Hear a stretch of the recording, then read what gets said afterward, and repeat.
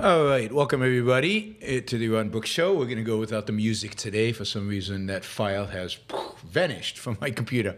All right, I hope everybody's having a great weekend. It's already the end of that weekend, but I hope everybody's doing well and looking forward to a fantastic week ahead. As you see, I'm back from another quick trip. I'm back at home. I think I'm mainly almost, exclusively going to be home for the rest of the year. I think I've got one short trip. We'll see, but it looks like I'll be mostly here, which is nice because technically it's easier, and in many other respects it is easier. So yes, we're gonna continue shows from here. Let's see. Tomorrow we'll have our usual news roundup. On Tuesday we'll have a news roundup, and we'll have a regular evening show in the evening. Same will be true for the rest of the week. So we should be back on schedule this week. All right. Let me do that later. Remind you, super chat. You can ask questions about anything. Jump in if you're so inclined. Go to Twitter and let people know that we're on live right now. That we're talking about Ayaan Hirsi Ali. I think that'll be good. And yeah, let's see if we can get some good numbers in terms of views tonight. All right, so. Those of you who've been following for a long time probably know this already, but it's worth repeating this and clarifying this. Ayaan Hirsi Ali, in my view, is one of the real heroes of the post-9/11, of really the last 20 years. She is unbelievably brave. She has a phenomenal life story. I'll highlight that a little bit in a minute. She has stood up against Islamism in the face of death threats, in the face of people she knew well being murdered, and she stood up against them and challenged them. She is a keen observer of the Islamic world, but more importantly, a real valuer when it comes to Western civilization.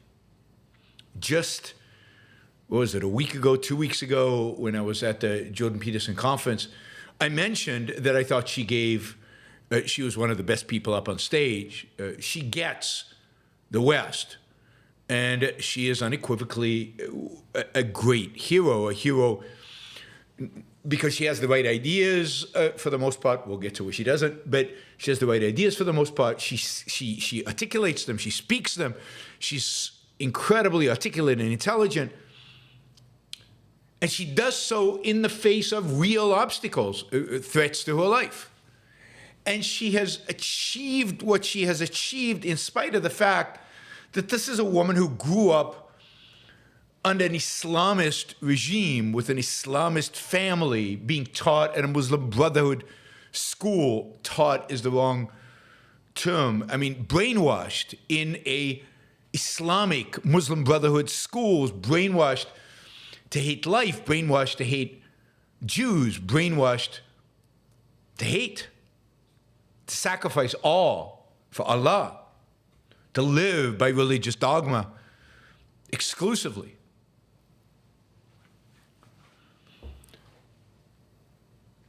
So here's a woman that has stood up to religion, managed as a teenager to escape, somehow establish herself in the West, became a known atheist and a known opponent of radical Islam. She was a member of the parliament in the Netherlands as a young woman, just a few years away from being a refugee, and just a few years away from being an Islamist in the post-9/11 period. She saw her friend and a collaborator, Van Gogh, the film producer, the film director, murdered in the streets of Amsterdam. And when the state of the Netherlands wouldn't grant her security, wouldn't provide for her security, she fled the Netherlands. I remember that. I remember already admiring her back when she was in the Netherlands, and then she, seeing her manage to escape to the United States or get to the United States and be embraced by a community of intellectuals in the United States and find a home here. And again, she continued in the United States to be a clear, passionate advocate, not only for the evils of Islam and Islamism, but also for the values, at least some of the values, primarily the value of free speech in the West. And she was unbending. She was unbending. And, I was a fan. I met her. I met her once. We talked. I can't remember when this was. I think it was in a Mont Pelerin Society meeting years ago. Ayaan Hirsi Ali has read Ayn Rand. She told me at the time she had read Ayn Rand. But she was not attracted to the ideas of Ayn Rand. She was attracted to the ideas of David Hume, of kind of the Scottish Enlightenment. She was attracted to the ideas of Bertrand Russell. And what attracted her in particular to David Hume was skepticism.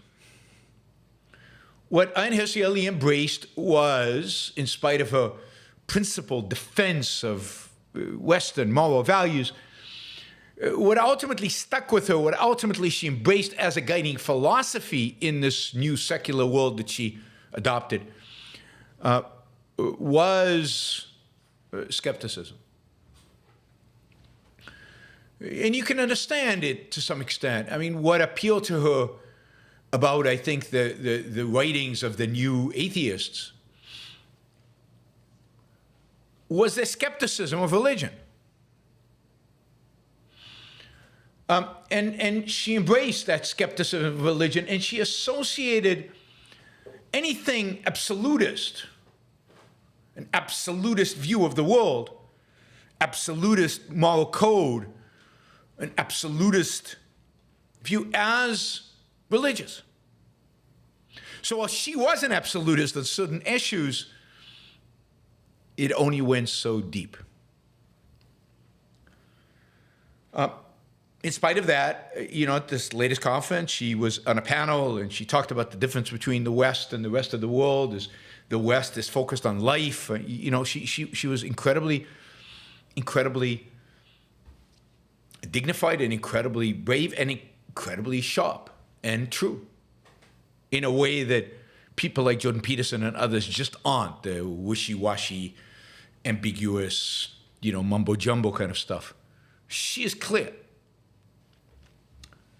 She also, I think, important to understand what is going on. She also married Neil Ferguson, the British scholar, the historian, conservative. So I have to admit that when yesterday she posted on Twitter, that's why I saw it anyway, X, she posted an essay basically declaring herself no longer an atheist, basically declaring that she had now embraced Christianity. To me, this was a major blow. It was unbelievably sad, unbelievably disappointing, but also, I think, a further indication of the fact that the secular world is failing. It is failing all around us. Maybe one more step towards Leonard Peikoff's predictions in DIM.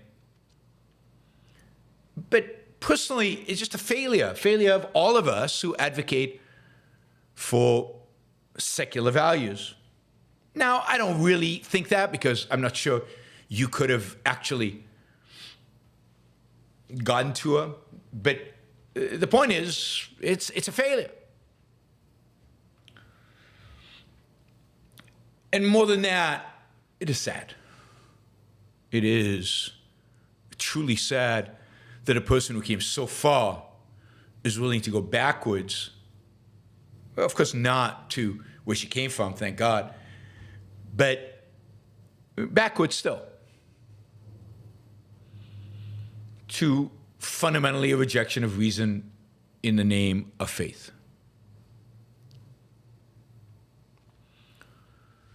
So I want to go over what she says her reasons are, because I think these need to be taken seriously.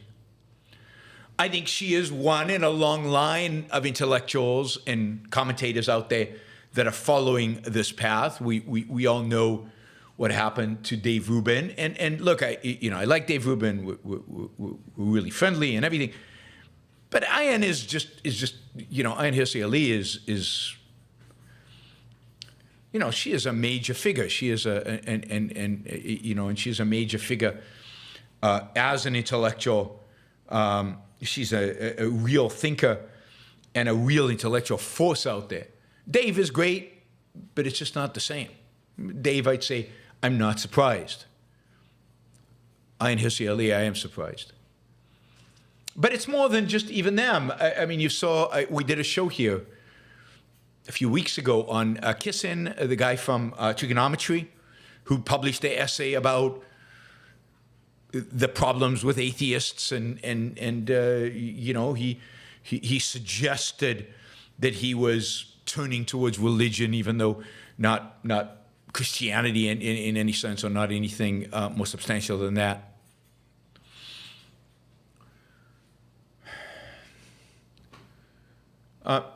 So I think this is a real trend. It's a trend that in many respects you can see Jordan Peterson, ushering, Jordan Peterson creating the culture for, the arguments for. And you can see here Jordan Peterson's influence on the culture more broadly. Right?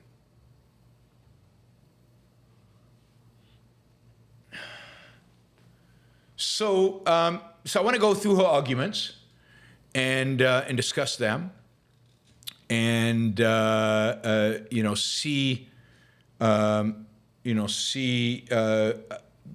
whether they make any sense or not. All right, I'm going to be back in 1 second.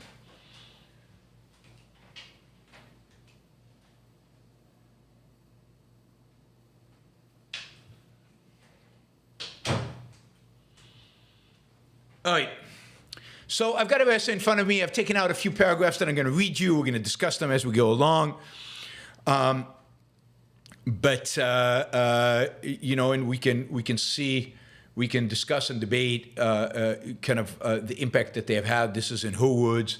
So I want to cover this. I want to go over this and then kind of comment on it as we go along. So rather than watch a video, I'm just going to read you a segment from the essay. She published this essay on Unheard. You can find it on Twitter. You can find it in a lot of different places. All right, she writes.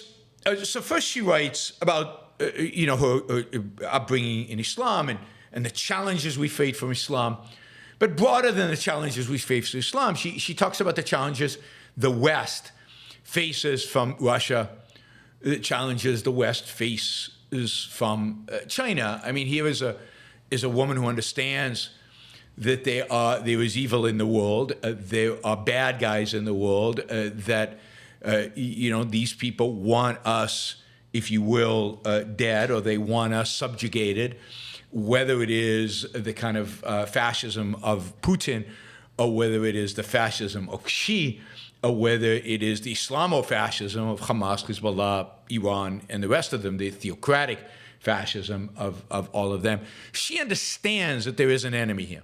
She understands the values that are at stake because she has been on that side. And again, she is intelligent. And she's saying that the challenge right now, in many respects, is unprecedented. And I think she's right. Not only are we seeing, what's going on in Israel, Hamas, and you're seeing this on university campuses. What you're seeing on university campuses, I don't know how many of you are following this, but it truly is unbelievably horrific, and it doesn't seem to stop, and they seem to be getting bolder and bolder. 300,000 people marched yesterday in London in support of Hamas. They won't say it that way, but that's what it means. The anti-Semitism is overt. It's no longer being hidden. This is true throughout the West, throughout much of Western Europe, but particularly in the United States and in the UK. At the same time, we've got Putin on the rise, or at least, trying to assert himself in Ukraine, engaged in horrific actions in Ukraine, and where the 300,000 people in support of the Ukrainian babies that were killed?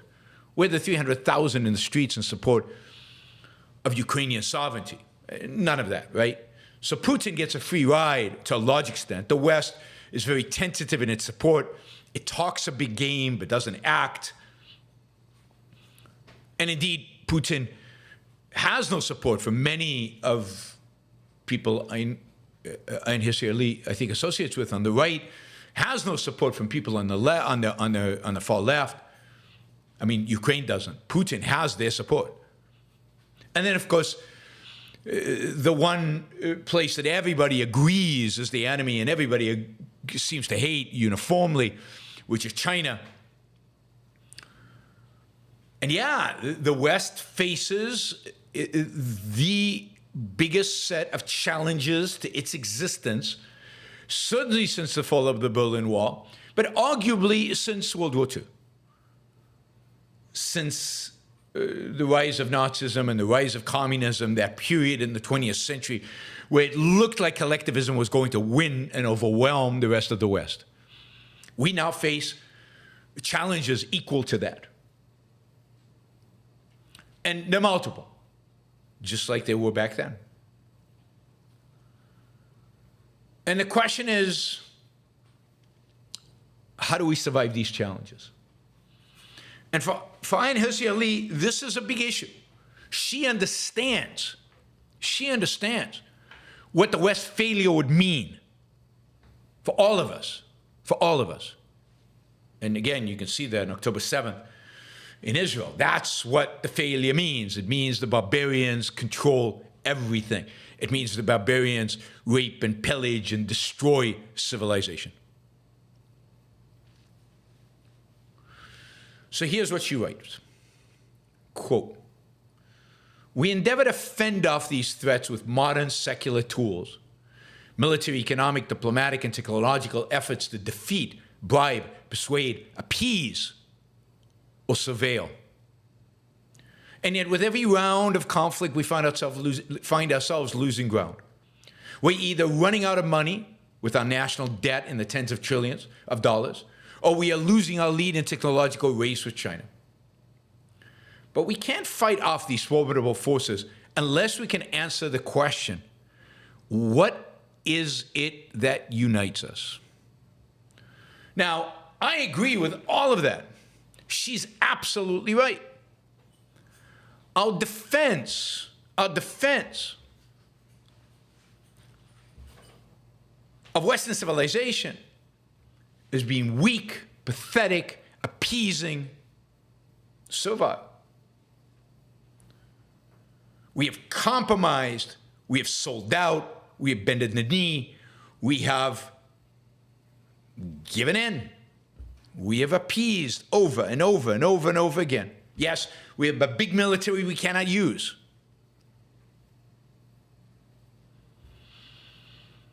And yes, our economies are in tatters.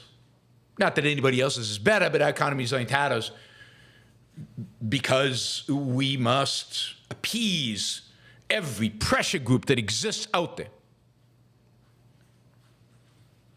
And I agree that to win, we must know what we are fighting for. To win, we have to have values. We have to know the value of what we're defending. And for that, there has to be meaning to the we. Who is we? What is Western civilization? What are we defending? What are we fighting for? We know who we're fighting. And yes, to some extent, we're fighting against barbarism, murder, rape, pillage. But what is the positive that unites us? What makes us all part of the same team? And what are the values, the positive values, not the negative values we're trying to avoid, but the positive values we're trying to achieve? And I agree completely that we have no such values explicitly articulated by the leadership of our culture. And this is where people like the new atheists, but also like people like Jordan Peterson and other intellectuals, left and right, have failed us completely, thoroughly, deeply. What unites us? We have no clue. Skepticism. And by the way, what is the big difference between skepticism and relativism and moral subjectivism and ultimately woke and all its nonsense? Not much. Not much separates those concepts. She writes, the response that God is dead seems insufficient. This is in terms of what unites us. Absolutely. God is dead is empty. God is dead has no positive content. But it's upon us to provide that positive content. So she continues. So too does the attempt to find solace in, quote, the rule-based liberal international order. The only credible answer, I believe, lies in our desire to uphold the legacy of the Judeo-Christian tradition.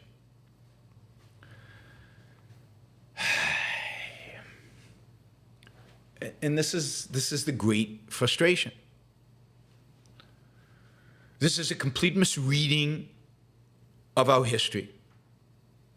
Is it a complete misunderstanding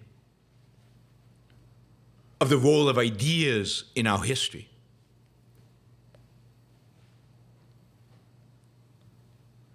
It is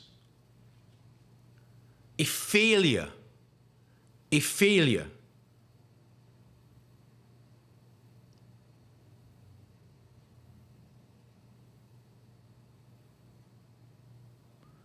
an intellectual failure, a moral failure. It is a failure to understand Western civilization and what it represents. It is a failure to see who your allies are, what we're fighting for, and who is truly the enemy. It's a tragic failure. It's a failure I see everywhere. Every place I go. I discussed my talk at the University of Utah and how offended they were at the very thought of Western civilization. Never mind my interpretation of what it actually was.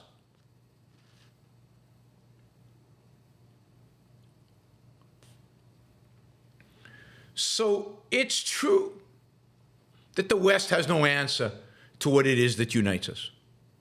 It is true that God is dead and the rule-based liberal international order are not good things to be fighting for. They're not concrete. They're not ideals. They're not inspire. They do not move people. They're intellectual vacuous. They mean nothing. They have no positive content.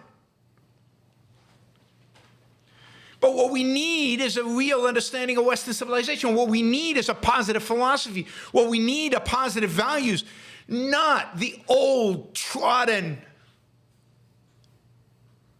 irrational, undermining and undercutting values of a Judeo-Christian tradition that didn't lead to Western civilization. But Western civilization evolved from a rejection of those values, at least a rejection of significant number of those values, not enough of them, and that's our problem. That's our problem. Indeed, one of the reasons maybe that our military, economic, diplomatic is all geared towards appeasing and is all focused on weakness, maybe the reason for that is the Judeo-Christian, primarily Christian, view of morality, of altruism, of sacrifice, of suffering, which sadly so many of our secular friends have embraced. She goes on, quote, "That legacy consists of an elaborate set of ideas and institutions designed to safeguard human life, freedom, and dignity." Really? Really? The church was designed to safeguard human life, freedom, and dignity? Tell that to Galileo. Tell that to the Christian sects that were slaughtered. Tell that to all the people who died in the 30-year war between Catholics and Protestants. Dignity, there is dignity in bowing in front of the altar and placing the body of Christ in your mouth.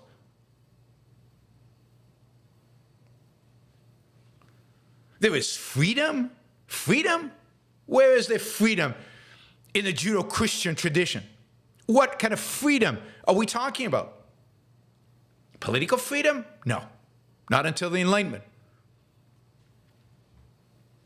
Economic freedom? Nope. Tell that to the usurers who were slaughtered because they dared charge interest on money. What kind of freedom? Religious freedom? Whoa. What about all the pagans that were put to the sword because they refused to convert to Christianity? I mean, history 101, simple. For 1,500 years, Christianity was a brutal, oppressive, anti-human religion dedicated to death and destruction. It was the Islamists today. Rob talks about the massacre in Verdun, which is one famous example with tens of thousands of pagans were slaughtered, but that's just one example. Read the history of Christianity, what was done in Eastern Europe, in Northern Europe, in Scandinavia, all over the world. Northern Africa. What was done not just to pagans, but what was done to Christians who didn't quite agree on your particular version of Christianity. Freedom?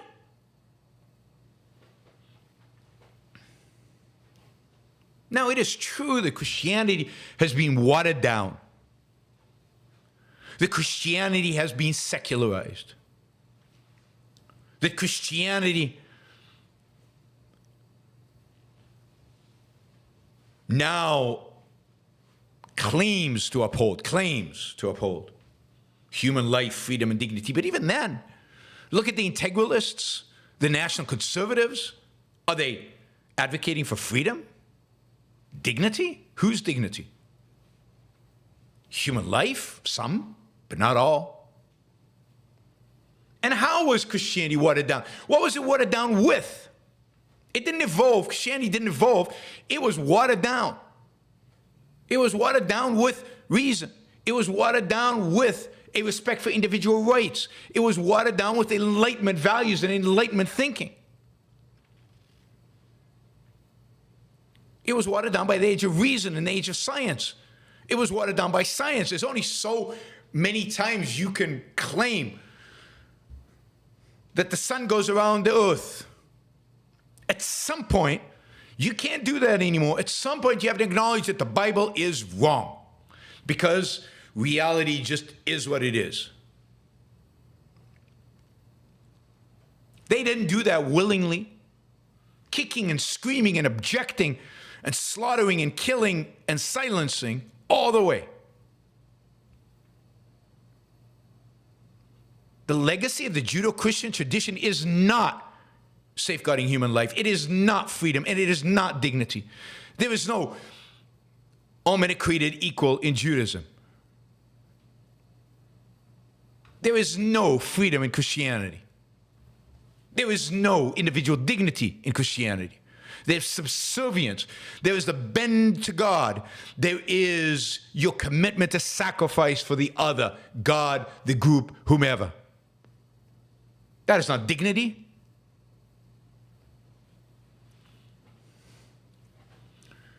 She writes, designed to safeguard human life, freedom, and dignity, from the nation state and the rule of law to the institutions of science, health, and learning.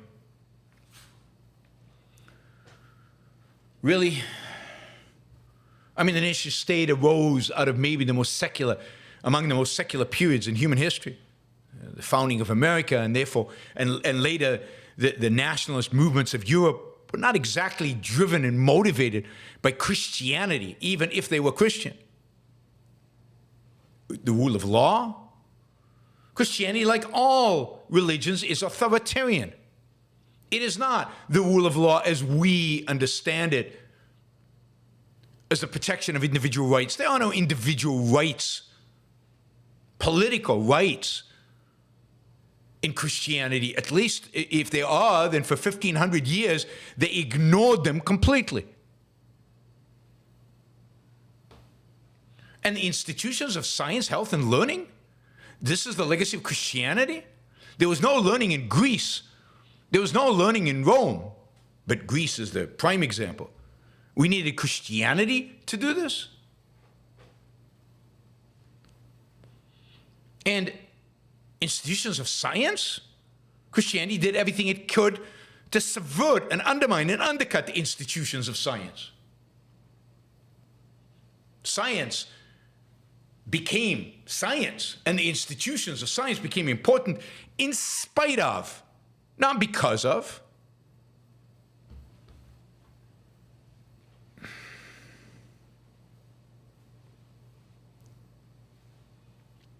Now she writes, as Tom Wood has shown in his marvelous book, Dominion, a book I just bought and downloaded, so I want to read this book.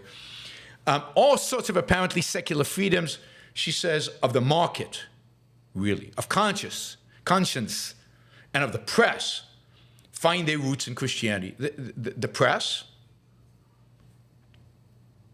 I mean, what was the extent, if you read about this, all the way to the 19th century, early part of the 19th century, was the church trying to suppress, for example, the writings of Spinoza, to exclude them, to ban them, and to persecute those who actually printed them and read them. Luckily, in Amsterdam, there was very little religion in that sense in the Netherlands, and they were the ones printing Spinoza and others like crazy.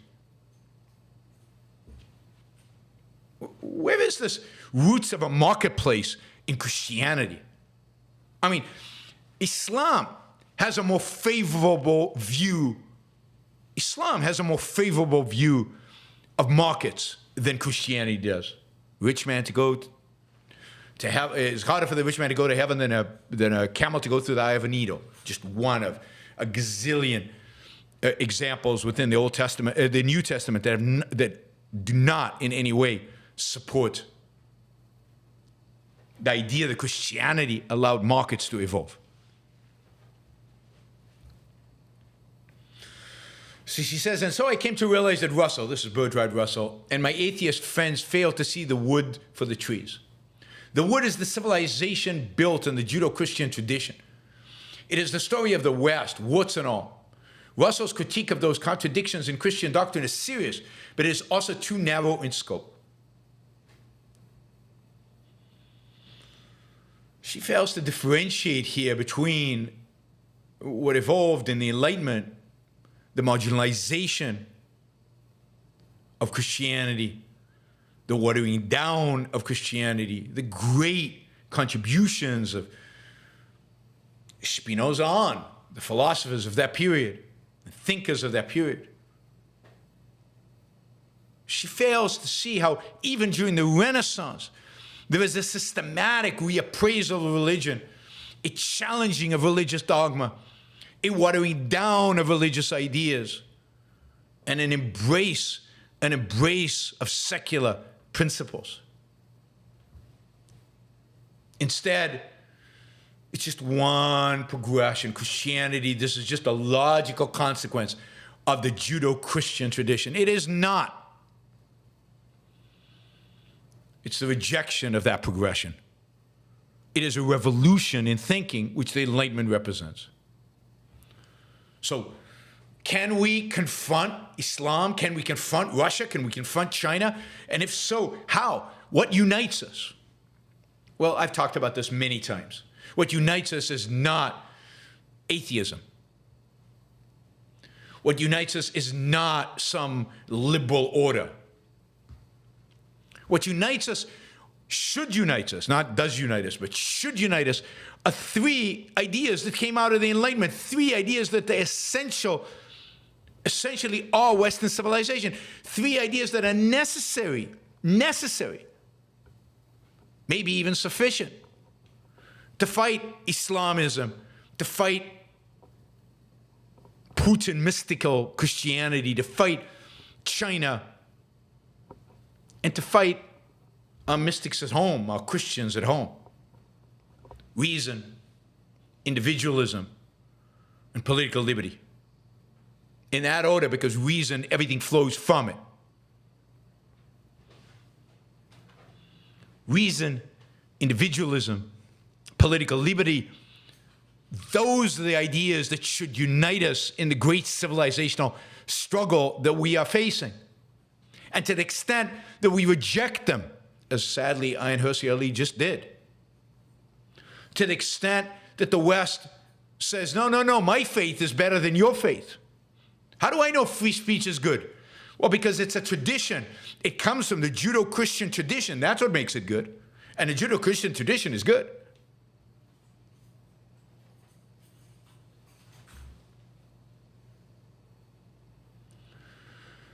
She continues to say, to me, this freedom of conscience and speech is perhaps the greatest benefit of Western civilization. There's a lot of truth to that. Greatest benefit, not the source, the benefit. It does not come naturally to man. It does not. It is the product of centuries of debate within Jewish and Christian communities. I want to scream. I want to yell. Out of frustration. It was these debates that advanced science and reason, diminished cruelty, suppressed superstition, and built institutions to order and protect life while guaranteeing freedom to as many people as possible. Unlike Islam, Christianity outgrew its dogmatic stage. It became increasingly clear that Christ's teaching implied not only a circumscribed role for religion as something separate from politics, it also implied compassion for the sinner and humility for the believer. No, Christianity didn't outgrow its dogmatic stage. Kicking and screaming and fighting all the way, Christianity was watered down by secular forces. It was watered down by science. It was watered down by philosophy, by ideas, by philosophers. Philosophers who were flawed, significantly flawed, but good enough to show us the weaknesses and the inconsistencies and the challenges that Christianity presented. And those philosophers didn't come out of Christianity. Yes, they studied Christianity as everybody did. They were Christians as everybody was. But the whole point is they were challenging Christianity.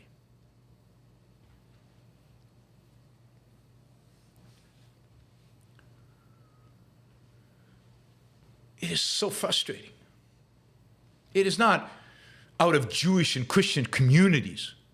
Jews had very little to say about this kind of stuff, for example. And it wasn't Christian communities. It was communities of oppressed intellectuals who were at the fringes, who were not embraced by Christian communities. Take Spinoza, right? Who was shunned by his own Jewish community. It was not embraced by Christianity, but was embraced by a modern, secular group of intellectuals in Northern Europe.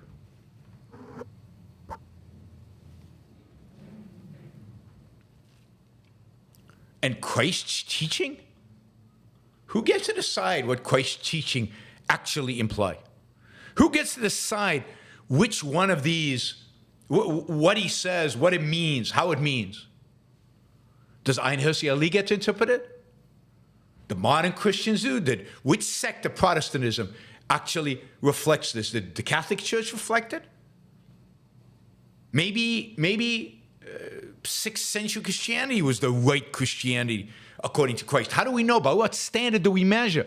How does she evaluate Western civilization as having any benefit? What makes freedom of conscience and speech important and crucial and so good? The greatest benefit of Western civilization. What makes it so? By the standard of Christianity, by the standard of God, by the standard of mystical revelation, by the standard of whom?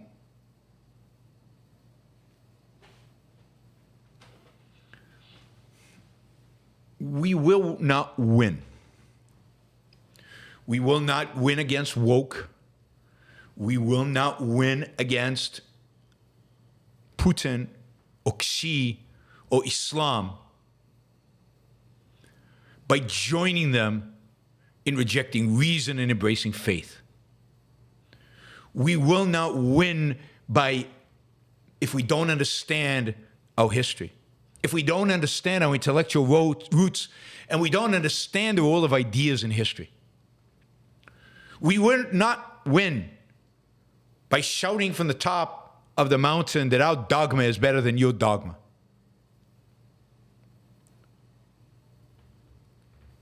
This is a battle of ideas. Everybody we're opposed to, supposedly, that all the enemies we share with Ayaan Hirsi Ali are all mystics. By joining them in becoming mystics, we do not win, we lose. And even if we win the specific exchange, we lose in the long run because we become like them.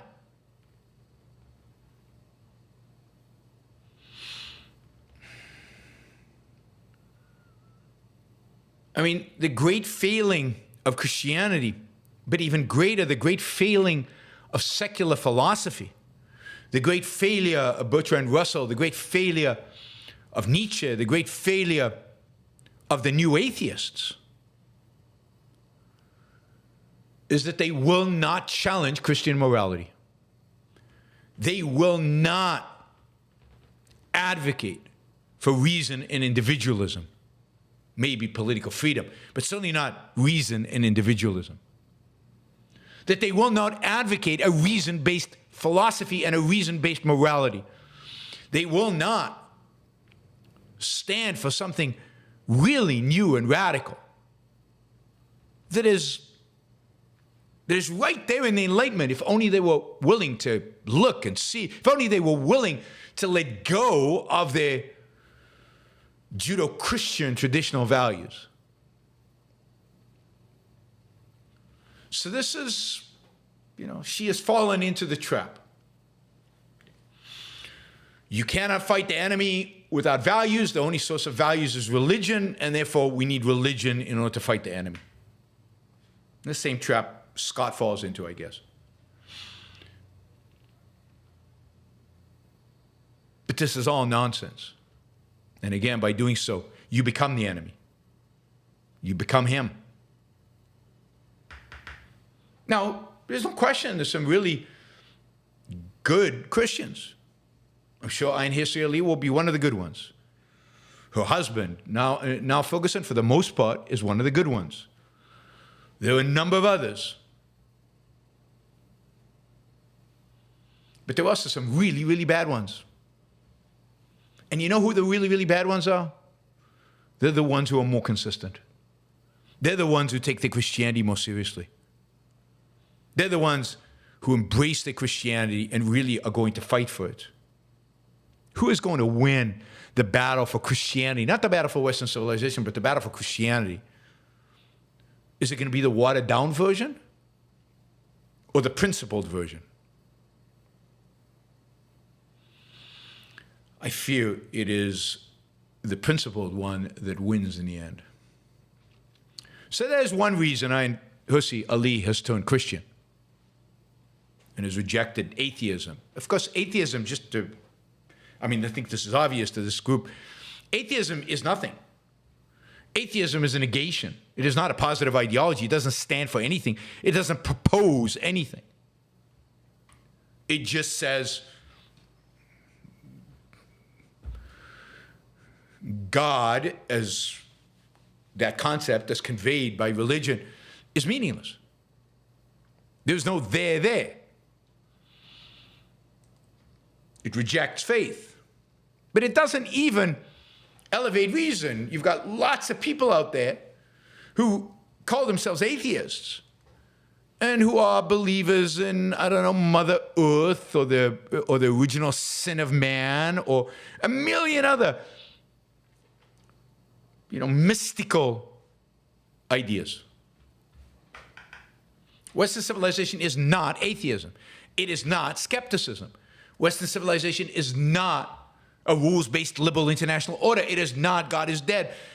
Western civilization is reason, individualism, political freedom, and everything that that implies.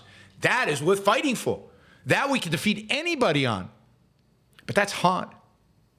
That's hard to explain to people. And when you're surrounded by intellectuals, as we are today, who are all kind of religious, who kind of advocate for individualism, like Jordan Peterson says, oh, he's for individualism, and then a lot of his prescriptions are collectivist. He's for reason, but then his mumbo-jumbo is completely mystical.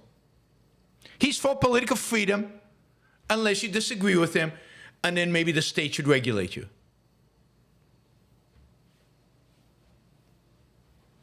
To be a true advocate of reason, individualism,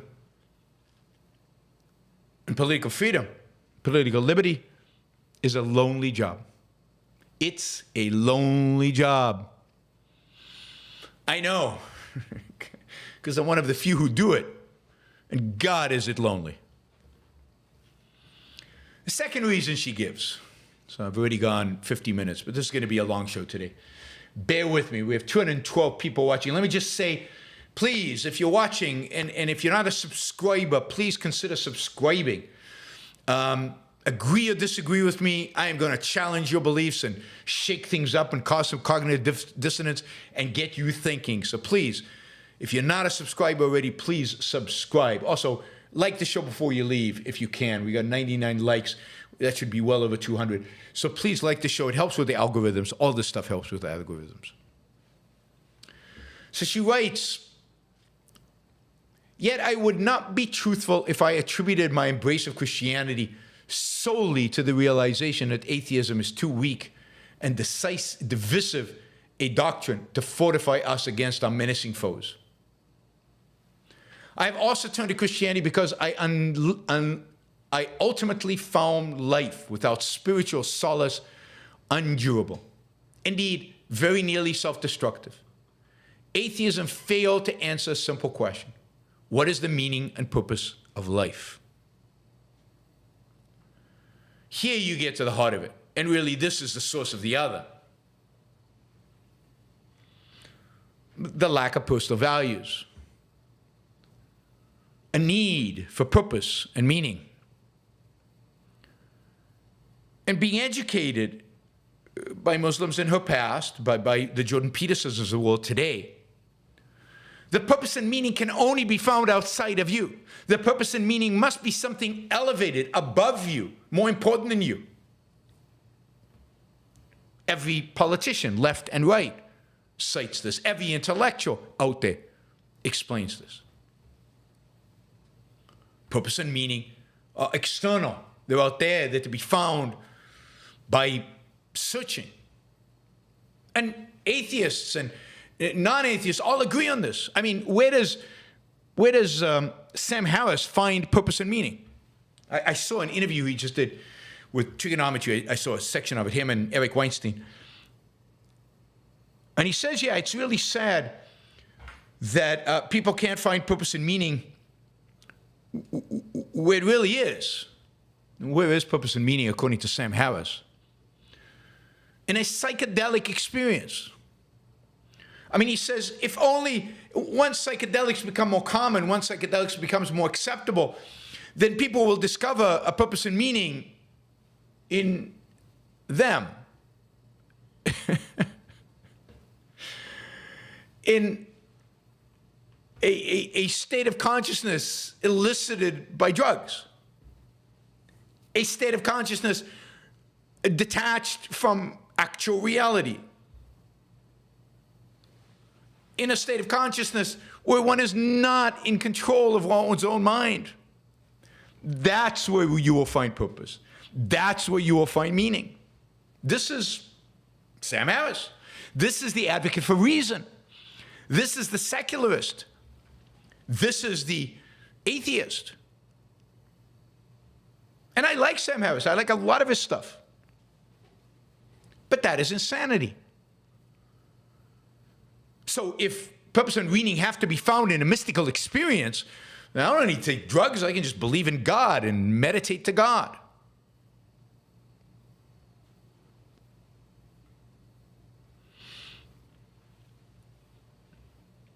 Yeah, I think just as an aside, I think Sam Harris is one of the best cultural commentators out there by far. There are very few better than him. His analysis of so many issues. Yes, I know he denies free will. They all deny free will. Who exactly upholds free will? Steven Pinker denies free will in some respect. He also is defending free will right now. They all deny it in some sense, and yet he is still the best commentator, or among the best commentators on current events. He was excellent on Trump. He's been excellent on woke. He's been excellent on free speech. He's been excellent on, I don't know, even on gun laws. He's really, really good. Right. But his advocacy for psychedelics as the source of meaning and purpose of life is nuts. Nuts. Yes, David Deutsch promotes free will. One of the few intellectuals out there who does that. Good for him. I'm a fan, right? Up to a point.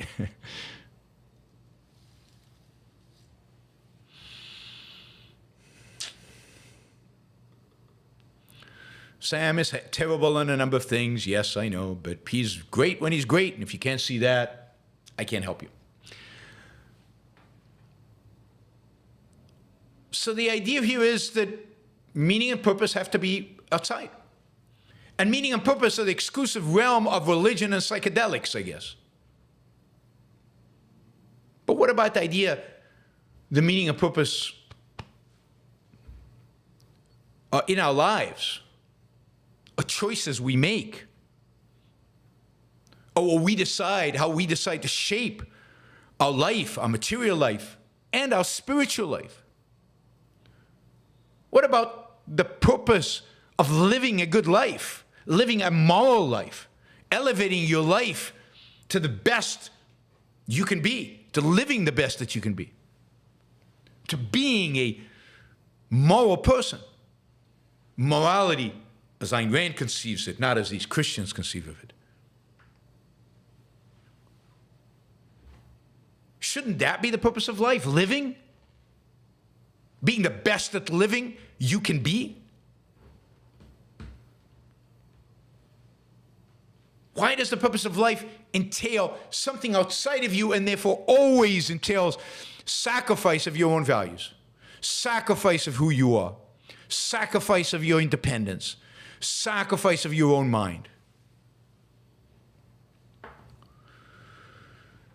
She goes on to write, Russell and other activist atheists believe that with the rejection of God, we would enter an age of reason and intelligent humanism. We should. But Russell, of course, is an enemy of reason, properly understood. But the God hole, the void left by the retreat of the church, has merely been filled by a jumble of irrational quasi-religious dogma. All true. Does that mean it cannot be filled by reason and rationality? It cannot be filled by rational values and the pursuit of rational values in a rational life? The result is a world where modern cults prey on the dislocated masses, offering them spurious reasons for being and action, mostly by engaging in virtue signaling theater on behalf of a victimized minority or our supposedly doomed planet. The line often attributed to G.C. Chesterton has turned into a prophecy. Quote, when men choose not to believe in God, they do not therefore believe in nothing. They then become capable of believing in anything. But that is such a narrow view of the world. Is everybody doing that? Is everybody who is a secularist engaged in virtue signaling theater? Is everybody joining modern cults? It's true many people are. It's true it is a real problem. But is the solution at an ancient cult instead of a modern cult? And isn't part of the reason that there's virtue signaling on behalf of a victimized minority and a doomed planet, isn't that partially because of the altruism that Christianity teaches us? the original sin that Christianity teaches us? Do we have to believe in nothing? Or can we believe in rational values? In this nihilistic vacuum, she continues, the challenge before us becomes civilizational. We can't withstand China, Russia, and Iran. She goes back to this. If we can't explain to our population why it matters that we do, yes, I agree with that. We can't fight woke ideology if we can't defend the civilization that it is trying to destroy. Yes, what is that civilization, Ayaan Hirsi Ali? You have to think about what that civilization really is. It's not the Judeo-Christian tradition. And we can't counter Islamism with purely secular tools. Yes, we can. And how? It's the only way to counter it. To win the hearts and minds of Muslims here in the West, we have to offer them something more than videos on TikTok. True. But why are videos on TikTok the symbol of a secular country? They're not. The symbol of hedonism and nihilism, the symbols of emptiness. And most of the people on TikTok would probably say they believe in God and probably say they were part of the Judeo-Christian tradition. Indeed, most woke people, here's something I would guarantee to you, most woke people are religious. Or at least believe in God. And think of themselves as part of that Judeo-Christian tradition. It's only through reason. It's only through rational values. It's only through valuing your own life and understanding what valuing your own life requires, demands of you, that you can actually, A, live a happy life, and B, challenge all the enemies that we face. She says, the lesson I learned from my years with the Muslim Brotherhood was the power of a unifying story. Absolutely. Embedded in the foundational text of Islam to attract, engage, and mobilize Muslim masses. Unless we offer something as meaningful, I fear the erosion of our civilization will continue. And fortunately, there's no need to look for some new age concoction of medication and mindfulness. I think that's an attack on, on Sam Harris. Christianity has it all. Yeah, except liberty, except freedom, except dignity, except truth. By the way, nowhere in the entire essay does she claim Christianity is true. Nowhere in the entire essay does she say she's come to the conclusion that God is real. She can't find purpose, so she needs somebody to give her purpose. She can't fight Islam, so she's looking for another tribe to join to be able to fight Islam. And I'm being ungenerous here on purpose. I really do respect Ayaan Hirsi Ali, so this is why it's so shocking and upsetting.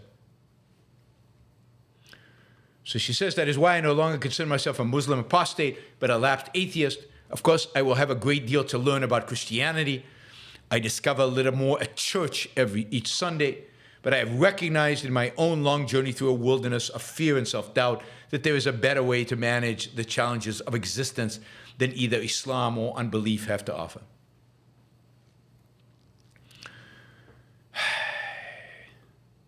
There you have it, guys. This is what the world is coming to. And this is what you should fear. You should really, really fear. And I really do take this as a challenge, as a sign of our failure. Our failure as objectivists, our failure as people within a secular community, I guess. A failure of people a failure of Western civilization to define itself, to defend itself. A failure of historians to articulate the actual history.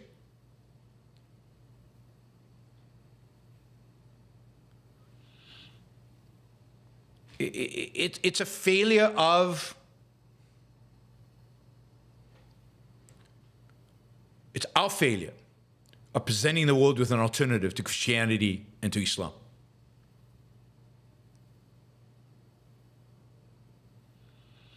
So, you know, I guess Scott, as usual, is accusing me of being anti-Christian. Absolutely, I'm anti-Christian. Without any doubt, I'm anti-Judaism too. I'm certainly anti-Islam, but I'm definitely anti-Christian. I know what Christianity means. I know its destructive nature. It's her failure to some extent. But no, it's the fact that when she came to the West as a very young woman who had rejected Islam and embraced secularism, the intellectuals that surrounded her, the intellectuals that were meaningful, were either the new atheists who exude skepticism and lack of an alternative to Christianity and embrace of Christian morality, or religious conservatives of varying types. That we, who are neither new atheists nor Christian conservatives, do not have the presence, the gravitas,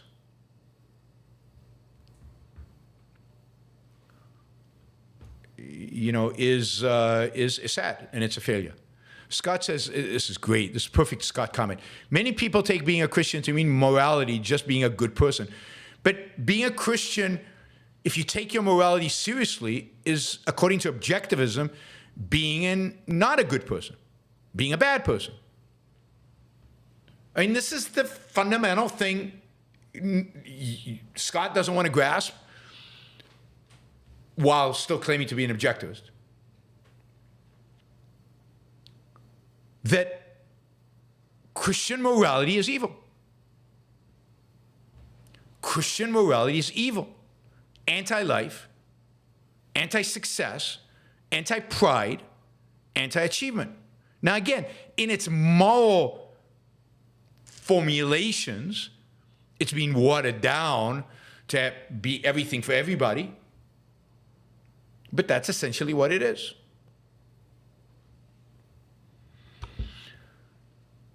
All right. I will take your questions. Oh, let me just say this. Yeah. Don Watkins. I meant to say this earlier. Don't know what happened. Oh, and I didn't mean to close that window. All right. Don has published an article about this. Generally, I highly, highly recommend Don Watkins' Substack. It's called Earthly Idealism. Earthly Idealism. Now, that's a perfect title because it's exactly what we're missing here. A secular, earthly, science-based, reason-based idealism. So I highly recommend his Substack.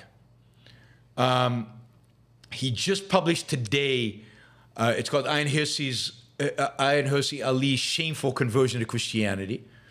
Subtitle, Jordan Peterson Claims Another Scope. So it's very good, but generally his writing is excellent. He's my co-author, after all. But it really is excellent. You should sign up to Substack. Just go to earthlyidealism.com. Earthly Idealism, one word, earthlyidealism.com, and sign up for Don Watkins' Substack. It really is good, and I think you get something at least once a week, and it's mostly focused on how do we inspire people around a rational morality? How do we inspire people around rational values? How do we inspire people to live a rational life? Which is exactly, I think, the kind of content we need right now. All right, we have 220 people watching. Those of you getting some value out of this, please consider making a contribution to support the show. This is how I live, so you can use the super chat to ask a question, or you can just use a sticker to just provide some support. It doesn't have to be a lot. $2, $5, $10, $100. I think the max is $500. Please do so just to show value for value. Value for value. All right, let's see. Oh, let me also say that this show is sponsored by the Ayn Rand Institute. The Ayn Rand Institute right now, go to aynrand.org/start here for the latest kind of programs, for the latest initiatives that the Ayn Rand Institute is engaged in.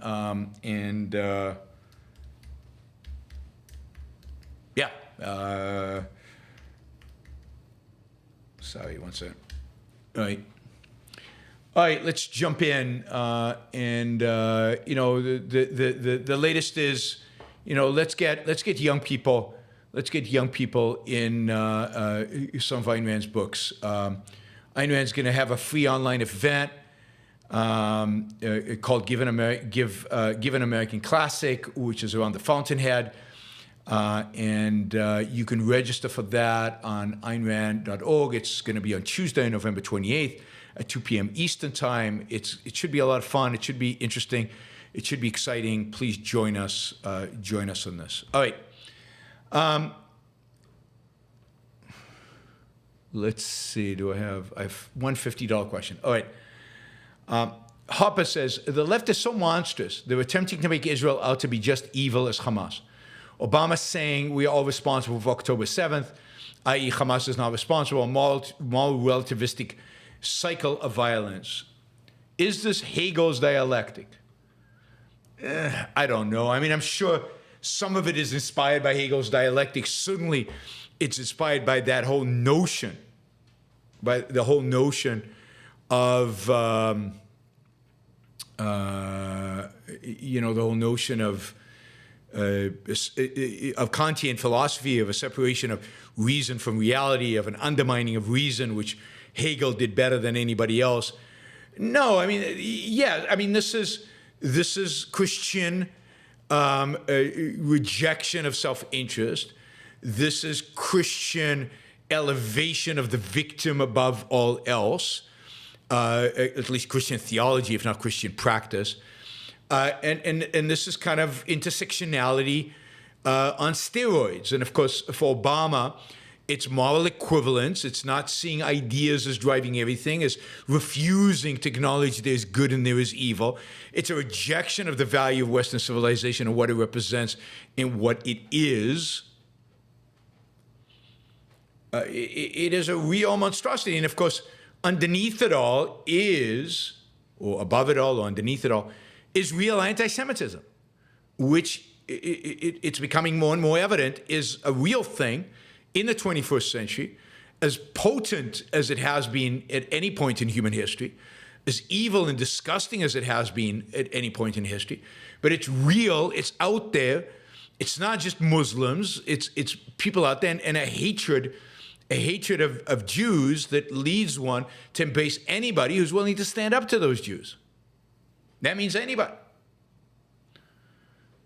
So it's, you know, this is what we're seeing right now in terms of the left and the libertarian, by the way, you know, to attempt to make Israel out to be the evil one is just the obvious outcome of their ideas, the obvious outcome of their philosophy. And it's just much bigger, much more insidious than I think many of us thought it was, particularly this kind of angle of anti-Semitism that is added on to the mix of intersectionality and everything else.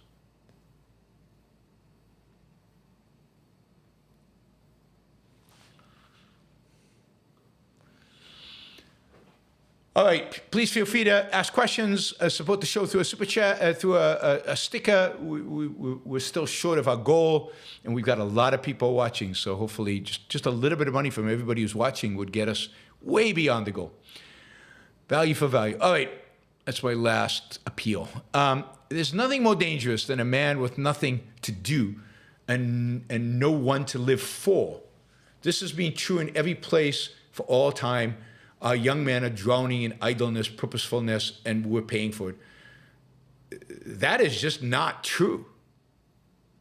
Now, I agree completely. There's nothing worse than drowning in idleness and purposefulness. But the idea that you have to have somebody to live for is downright despicable.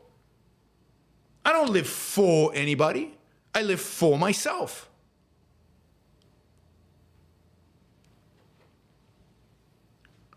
So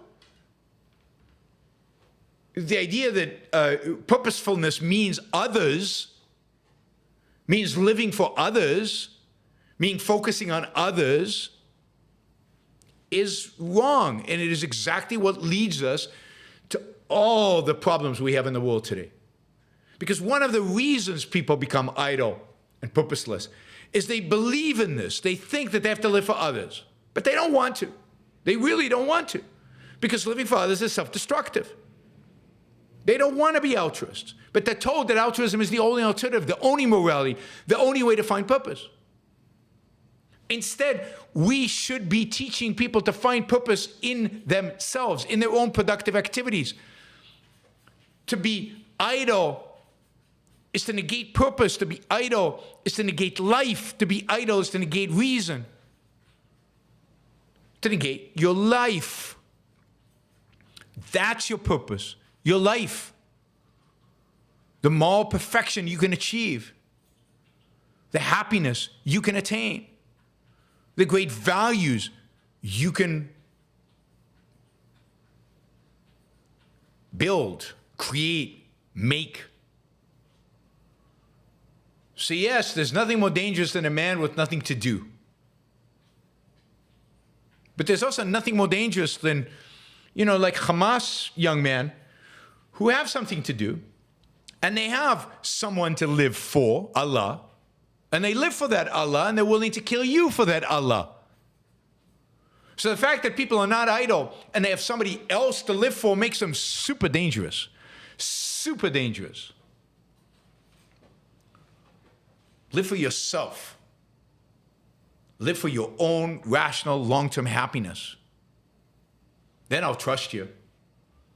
That'll give you purpose. What we don't need in the world is more altruism. What did Ayn Rand say? The world is dying from an orgy of altruism. That's the problem. Mark Henrik, $50. Thank you, Mark. Austin just did his first super chat. Thank you. First super on our live streams. Thank you, Austin. The Lucky Day, thank you. Let's see. David, thank you. Matthias, thank you. Darlene, thank you. These are all people who did stickers. And somebody did $100 earlier. Where is he? Was it Wes? Let's see. I think it was Wes. Yes, Wes Stewart did $100. Thank you, Wes. And I know there were others. Thank you for all the people who did stickers, have done stickers. You can also ask questions. Don't ask questions in the chat. I don't have time to read questions in the chat. You want to ask a question, use the super chat. You can do it for $2. Frank just did a super chat for $2. You can do it for $2. You don't even have to do it for huge amounts of money. And I will answer every single question as long as it takes us, tonight. So I'm here to answer all the questions for as long as it takes, and it might take a while because we have a lot of questions. This might be your long dreamed of 3-hour show tonight. Clark says, off topic, but I am one of 5 kids and none of us are very close with one another. Am I wrong to feel bad for my parents? What's the point in investing in so many kids if they're not going to be close with each other? I don't know. I don't think the purpose of having a lot of kids is for them to be close with each other. I mean, you hope that they're close with you as a parent. And I think it's even better if they're close to each other and to you, and that you have kind of a fun, exciting family life. But that's not necessary. It's not, I don't know how your parents feel. So I don't know whether they're disappointed, and I don't know what all your kids' relationship are with the parent. But don't. It's not the purpose of having a lot of kids for them to get along with each other. Purpose of having a lot of kids, hopefully, is the fun of having a lot of kids and the relationship you as a parent have with them. All right, Troy just came in, second time this month, with 500 Australian dollars. Thank you, Troy. Wow, I mean, that is fantastic. Troy, one of my best and most consistent supporters on this show, because he also does a monthly contribution by PayPal. In addition to the 500 Australian dollars he comes in with in this month twice. So thank you, Troy. Really, really appreciate it. I hope you enjoyed the show or enjoying the show. So I wouldn't worry about your parents. First of all, it's their problem, not yours. It is what it is, right? I assume there's good reason why you don't all get together, why you don't all get along. All right, Marek says, hey, Yaron, thanks for helping me understand what's happening in the world. Have your views on the benefits of immigration been altered in any way by these recent pro-Hamas marches? No. Look, I've said over the years many times that what the West needs to do is declare war on Islamic totalitarians and restrict Muslim immigration, maybe even eliminate it completely. I said this. I said this in my debate with Len and Peikoff. I've said this since then. I don't think that is a viable strategy without declaring a war. I also have said over and over and over again, and I still say it, that even with this immigration, there is absolutely no deterministic necessary outcome by which they have to turn all into Hamas sympathizers. I view the fact that they're Hamas sympathizers as evidence of the weakness of the West, of the fact that we, to quote Ayaan Hirsi Ali, we don't know what we stand for. We are not willing to agitate for what we stand for, to educate what we stand for, to convince people of what we stand for.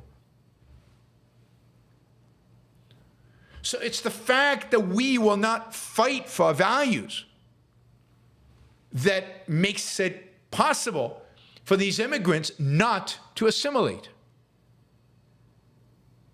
and therefore become our enemies. But I have no question in my mind that if, even at this late date, after decades of appeasing Islam and appeasing Muslims all over the world and appeasing the worst Muslims in the world, the Islamists, appeasing the Taliban. Those of you who are Trump fans remember that it was Trump that invited the Taliban to Camp David to negotiate peace. It was Trump that signed a peace deal with them, appeasing the worst Muslims in the world. Even after all of that, 20 years of appeasement of Islam. So why wouldn't they march in the streets? We're not an alternative to Islam. We just want to grovel before Islam.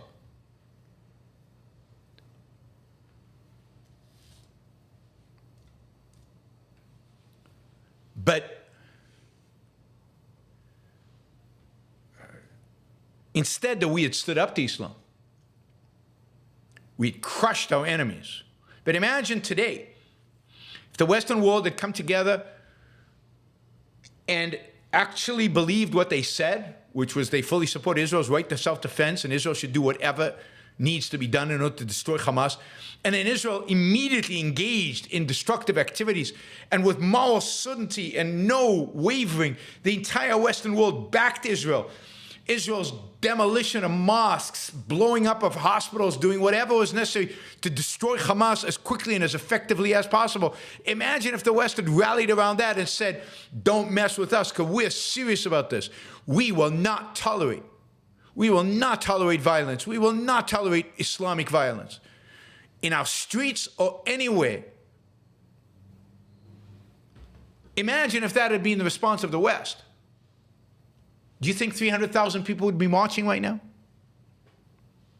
Imagine if Harvard University had treated the Muslims who signed all those petitions saying it was Israel's fault, if they treated them the same way they treat the KKK, if they treated them the same way they treat racists in America. Would that be continuing right now? No. So I blame the entire pro-Hamas marches on the West's weakness, on the West's appeasement. Now, of course, it's their fault too, for being in the West and not realizing the values of the West. But hey, Westerners don't even appreciate the values of the West.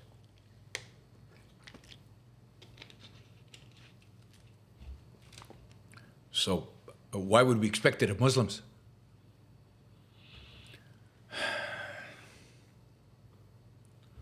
Thanks, Marek.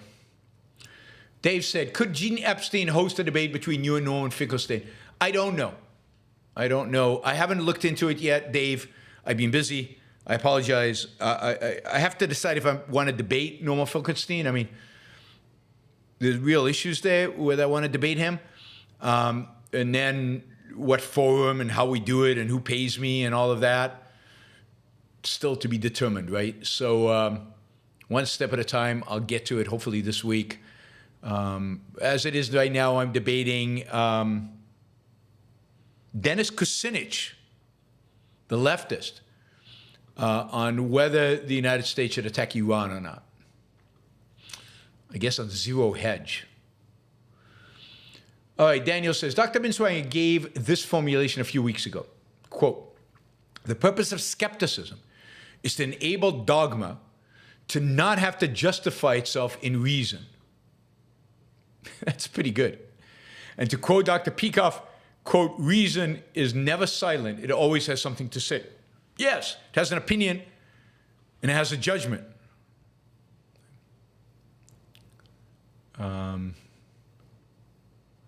And yeah, there's always behind the skepticism, always some dogma they're trying to push, right? But they don't want to use reason or they can't use reason. As I said before, for those of you asking, or Edward's asking, I will not debate Dave Smith. I will not debate anybody associated with that anarcho-capitalist wing of the libertarian movement. I will not debate anybody with affiliation with the Mises Institute. I will not debate anybody affiliated with antiwar.org. I will not generally debate an anarchist on foreign policy. I mean, that's just stupid. There is no foreign policy for an anarchist. They can't even think in those kind of circumstances. So I won't debate any of those people, ever. So you don't have to ask me, will you debate this person? We debate. And I've said this like for decades. I will not debate people from the Murray Rothbard Institute. Thank you, Akira. I will not debate people from the so-called Mises Institute or anybody affiliated, Mrs. Caucus, any of those people. Right. Liam says, did you get a chance to review the third GOP debate? It's nice to see Vivek quoting Alex Epstein verbatim all the time. He's used some of Alex's talking points in every single debate so far and during his campaign speeches.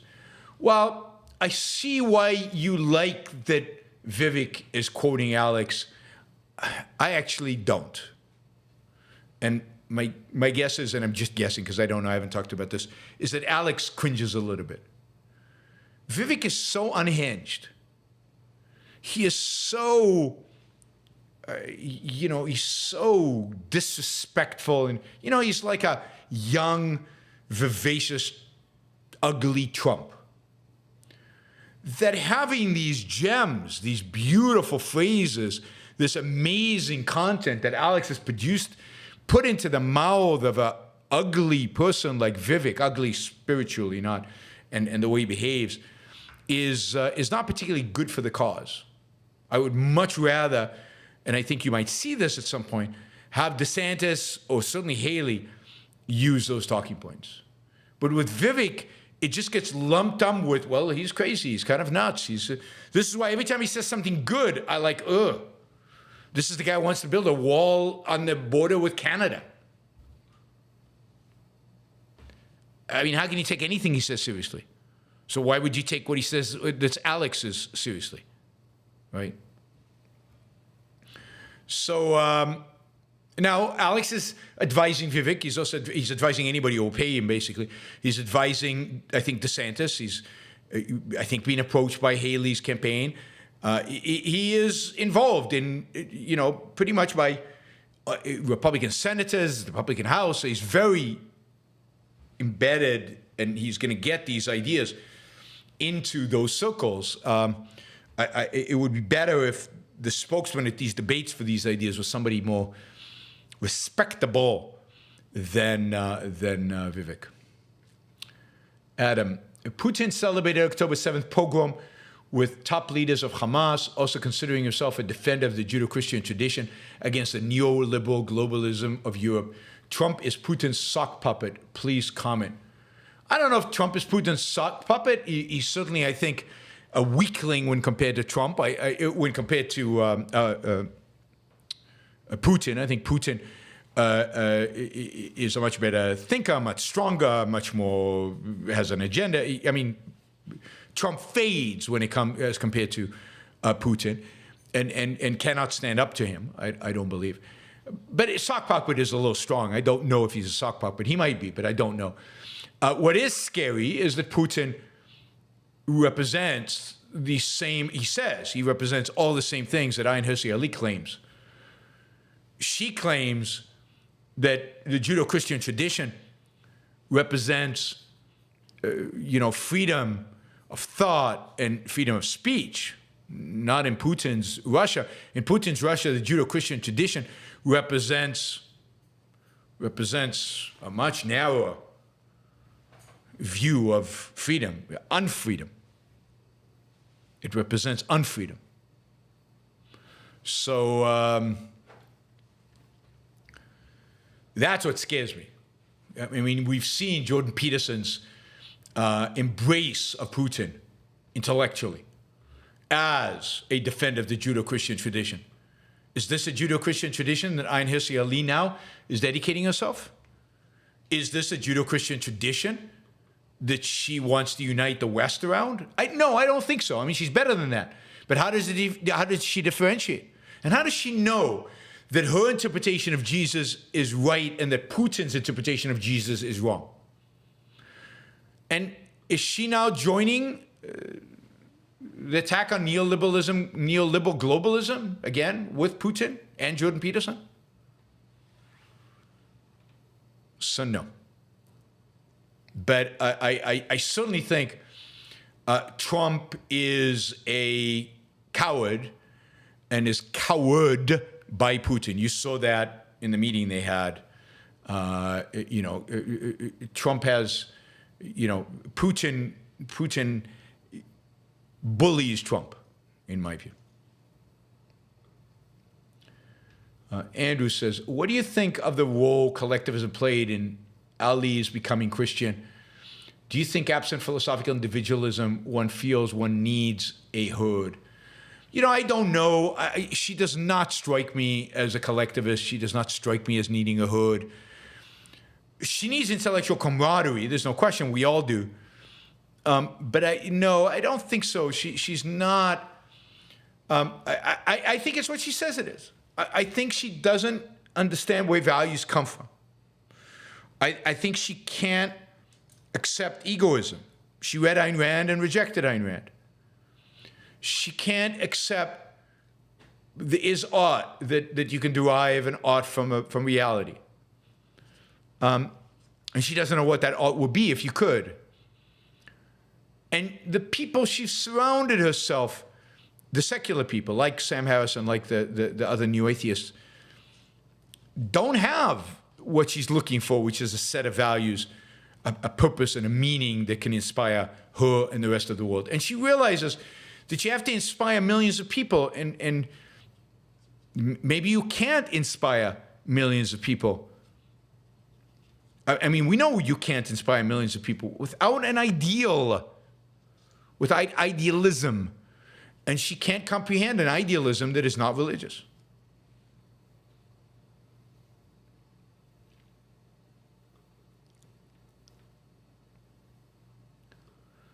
On the Leroy, how is a common man able to learn and integrate objectivist values? How is the common man able to learn and integrate objectivist values?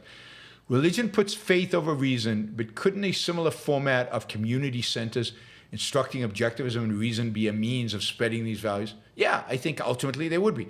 You have to have a critical mass. I mean, we have reading groups, there are community groups, there are places all over the world where people get together and study Ayn Rand. And I think ultimately that might get systematized into some kind of community centers where that happens. Absolutely. And ultimately it goes into the schools. But you need critical mass to do that. You need to be a lot bigger than we are today. Today we appeal to some people. We need to get as many of those as possible. They go out into their communities and create entities, organizations, circumstances by which they can communicate to other people these ideas. Whoops. Ian says, Don Watkins has also been great on this and publishing great stuff lately. I agree completely. We need more books like Don's upcoming Effective Egoism, and I hope it gets a major push when it comes out. Me too. Yeah, I mean, as I said, I think his blog Substack is excellent. Support it, subscribe to it, subscribe with money. Reward him for the good work that he's doing. And we need a lot more of that. We need 1,000, we need 1,000 people doing the kind of work that Don and Alex and I am doing. We need a lot of people like that. And if we have that critical mass, we will win. There's no question we will win. Andy, do you think there's something about prior religious people that draws them back? I know Rand always thought religion was BS from the beginning, and I always felt the same. I couldn't be religious even if I tried. Yeah, I mean, that's certainly my case. I mean, I became a pretty explicit atheist at age 7 or something like that, very, very young, and 6 or 7. And I couldn't imagine. I mean, to me, it's just a completely foreign. It's unthinkable. I think if you're religious, there is a what do you call it? Yeah, there's maybe an opening for it, but I think it's much more significant the people around her. I think the fact that she has a husband who's religious, again, more culturally religious than dogmatically religious, but a traditionalist, a conservative. The fact that those are the circles she is in, those are the circles she lives in, those are the friends she has, those are the people she respects and admires. I think that's a big part of it. I think that's a big part of it. The people around you, where you belong, they chip away at it. But yes. Yeah. The fact that she was religious probably has something to do with it. But I think it's more where she finds herself in life right now and who she finds herself with, surrounded by right now.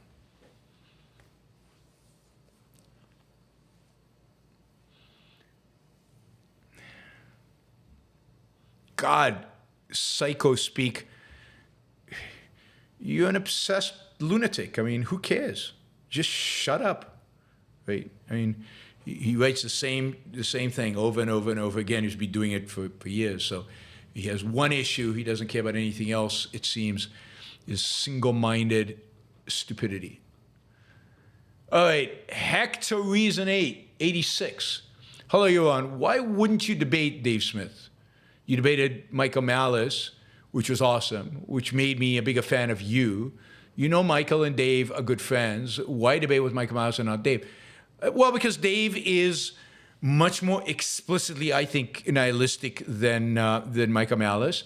I don't think I'd debate Michael Malice on foreign policy. I wouldn't. There would be no point, although I think Malice would be better than Dave. Dave is also leading the Libertarian Party, the Libertarian Caucus. He's directly affiliated with these people, with kind of the antiwar.org and they're just beneath contempt. They just are. I have zero value or respect for them. I've met Dave Smith. He's a nice guy. We chatted a little bit. But given his response to this issue, I'm not debating this issue with somebody who pretends to be, quote, on my side, on the side of liberty and freedom. I might debate somebody on anarcho-capitalism, and I did. I debated Brian Kaplan. I've debated Michael Malice. But when I was approached by the Soho Forum to debate anarcho-capitalism, I said, there's almost nobody I'm willing to debate this with. And I'm not willing to debate it with anybody from the Mises Institute. I find them too despicable. Right? And too irrational. And again, foreign policy is just, there's nothing to debate. The very foundational principles opposed to my very foundational principles about the role of government, about the role of the state. Foreign policy is the derivative from that. If you disagree on the basic fundamental principles, there's no point in debating these other things. So I was willing to debate Brian Kaplan on anarcho-capitalism because I think Brian is incredibly reasonable. He's not a complete nutty flake like these people are. These people are flakes. And there's no point in debating this. There's nobody to be won over. If you think that what's in Scott Horton and Dave Smith's position on, let's say, Hamas is the right position, God, I don't know that there's any hope for you.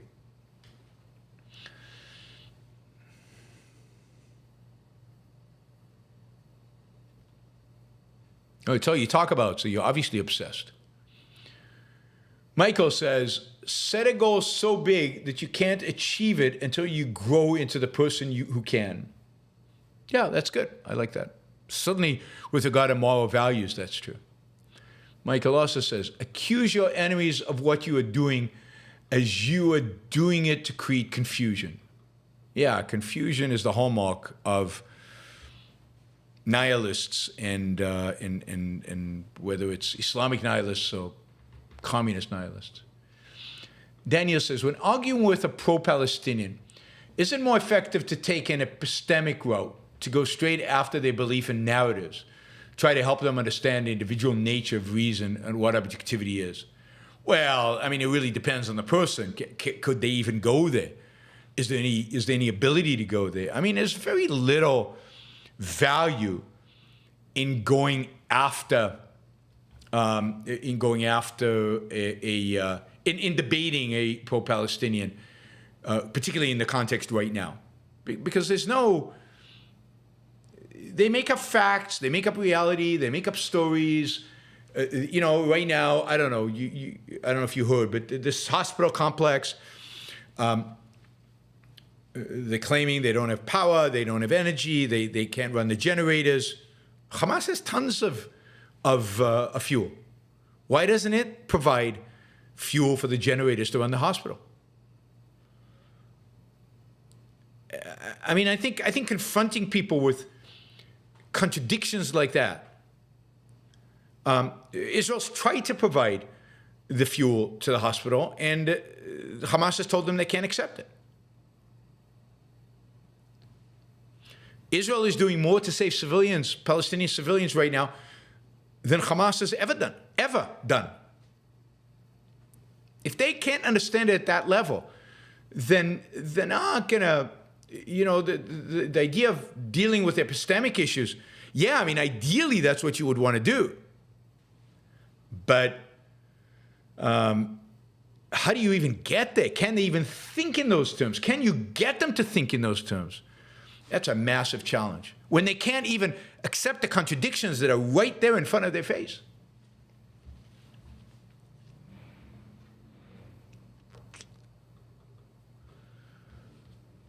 All right, let's see. We got Liam. Don't forget, by the way, to like the show. It doesn't cost you anything. Just press that like button. It just really helps with the algorithm. We've got, again, 200 people still watching. And we probably had, 800 people going in and out of the show while we're doing it, and we'll have by the time we end. There's 166 likes. We should have way over 200 likes. So please consider liking. Again, it doesn't cost you anything. Just press that like. It helps the algorithm. Now, if you don't like the show, don't press the like button. Only do it if you actually like the show. All right, Liam says, first, love yourself, then others will follow. Hopefully, yeah, absolutely love yourself. Well, earn your own love. Enric says, Islamic nations won't progress without alternatives. Should there be media like Radio Free Europe for Arab nations promoting Western individual rights? Can objectivism have a presence there? Yes, there should be a radio like that. But of course, they are radios like that. They have the internet. They have access to all the information in the world. Why would they listen to that radio versus everything else? They have access to alternatives. The problem is that there's no defense of individual rights, coherent, forceful defense of individual rights.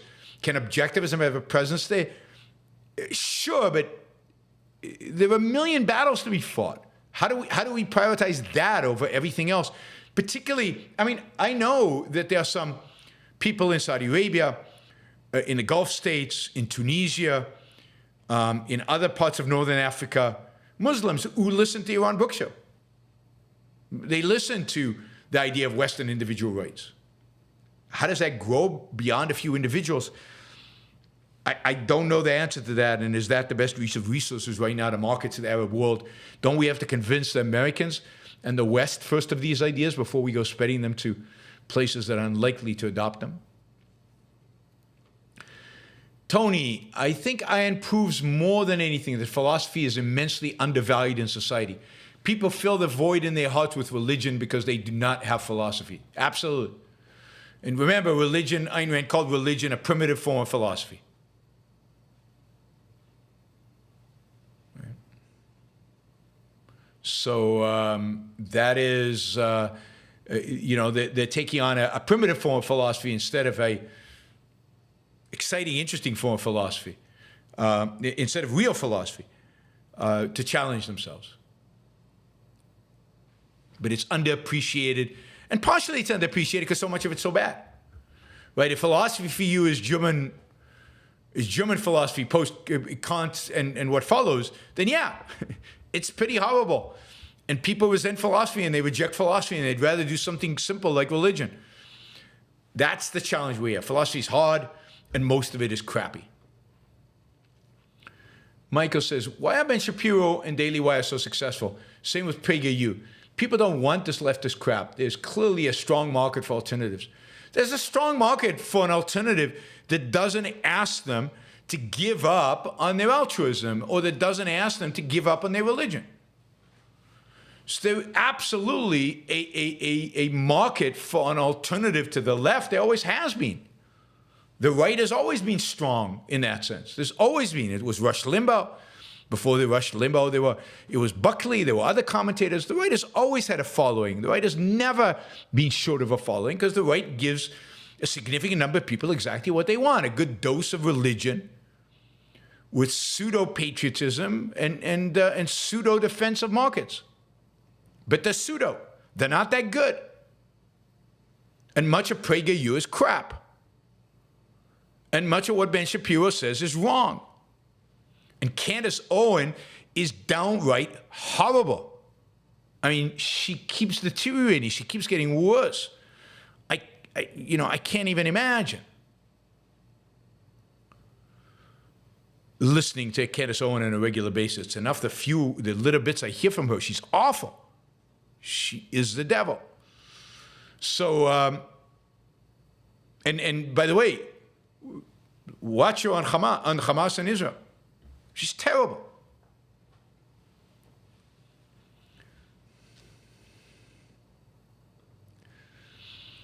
Michael says, should crowds chanting intifada be dispersed or arrested? Is this free speech or call for violence? I think it's borderline enough that they should be dispersed. Maybe not arrested, but dispersed. And look, I don't know if you saw videos of people smashing the doors entrance into Grand Central Station, police cowering and hiding. I mean, this was true when the BLM marched and when they, descended into riots and the police just gave in. And it's true now. Our police need to be a lot more forceful. And they need to shut these people down. If they're inciting violence, they need to be shut down. And much of these are inciting violence. Okay? It's one thing for the Nazis to march through Skokie. It's another thing for the Nazis to march through Skokie advocating for killing the Jews of Skokie.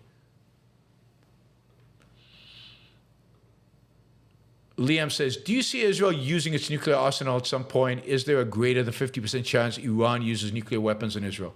No, I don't think there's a greater than 50% chance. Iran doesn't have nuclear weapons yet, so it's not clear they'll develop them. It's not clear they can.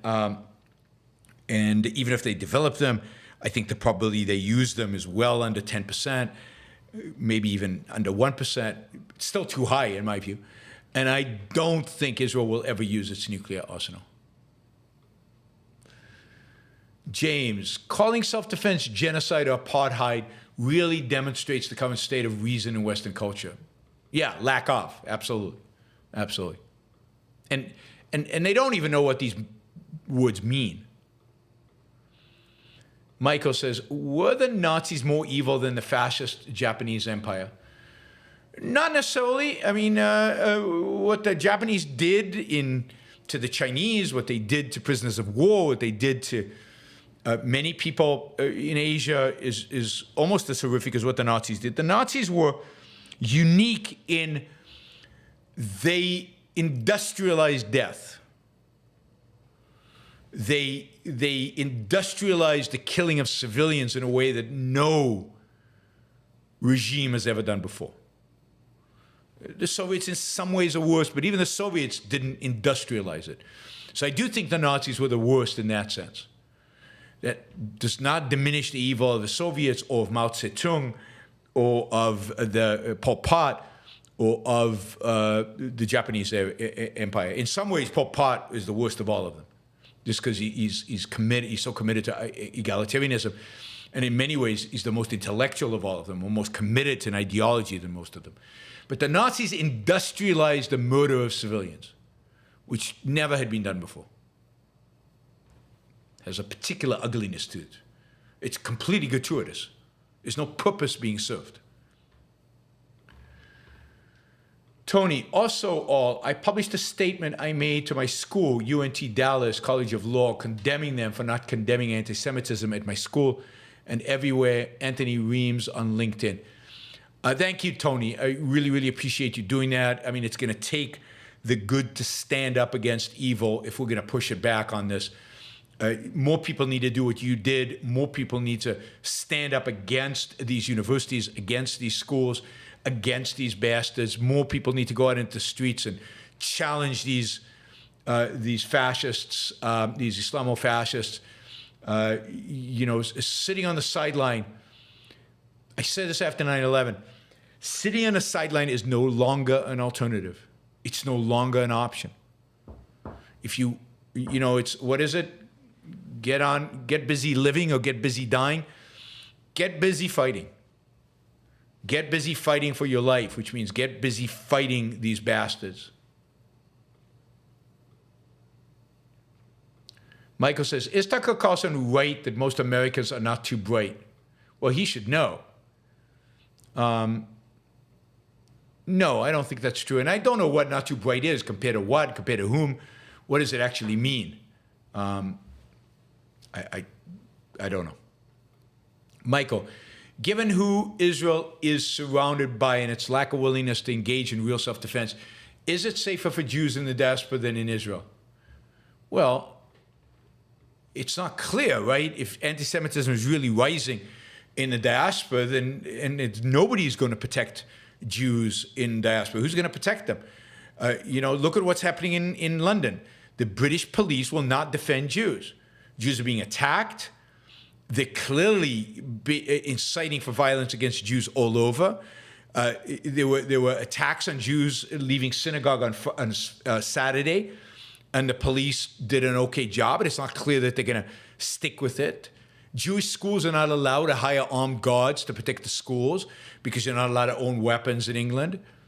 No, I mean, it's not clear at all. At least Israel, look, Israel's going into the Gaza. It is doing a lot. It is killing thousands of Hamas terrorists. And it seems like it is committed to dismantling this thing. It does really look like they are going. I mean, look what's happening with this hospital. In the past, Israel would have already called a ceasefire and negotiated some deal to do this school. The thing is, this time, Bibi, who is a power luster, recognizes that this time, if he compromises, he loses all political power. If he has any chance of regaining political power when this is lost, and right now he's unbelievably unpopular in Israel, it's like 75% dislike him, disapproval rating. His only chance of achieving political positive cred is to be tough. Not because he believes it. He doesn't believe in anything.